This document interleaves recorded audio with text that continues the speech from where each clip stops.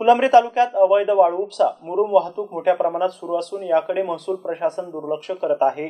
तालुक्यात सुरू असलेल्या 14 खडी क्रेशरपैकी 7 खडी क्रेशरला अचानक सील करण्यात आल्याने एकच खळबळ उडाली आहे।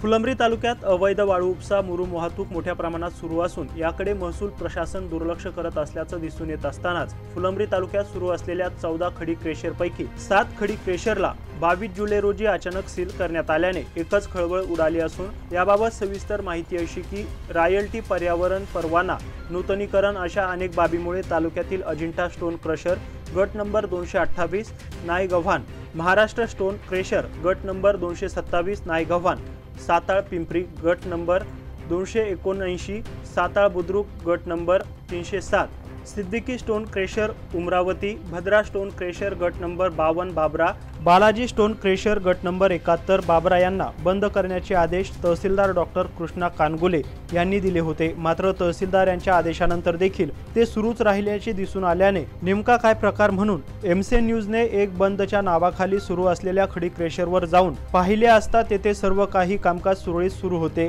कामकाज सुरू असल्याचं दिसून आल्यानंतर सर्व घटना कॅमेऱ्यात कैद केल्यानंतर अशी माहिती मिळाली की महसूल कार्यालयातला एक कर्मचारी दर महिन्याला येऊन तहसीलदार साहेब आणि एका वरिष्ठ अधिकाऱ्याच्या नावाने यांच्याकडून पैसे जमा करत होता। यामुळे हे बंद करण्याचे आदेश दिलेले खडी क्रेशर सुरळीतपणे सुरू होते। मात्र हे सर्व प्रकरण कॅमेऱ्यामध्ये कैद केल्यानंतर बंद असलेले क्रेशर सुरू कसे हा सर्व प्रकार तहसीलदार यांच्या समोर ठेवला असता त्यांनी या सर्व गोष्टींचे खंडन करत तात्काळ कारवाई करणार असल्याची हमी दिली। 22 जुलै रोजी 7 खडी क्रेशर सील केले। आता हे सील केलेले क्रेशरवरती पुढची काय कारवाई होणार याकडे सर्वांचे लक्ष लागून आहे। Mahavir Jaiswal, MC news, Phulambri, Chhatrapati Sambhajinagar.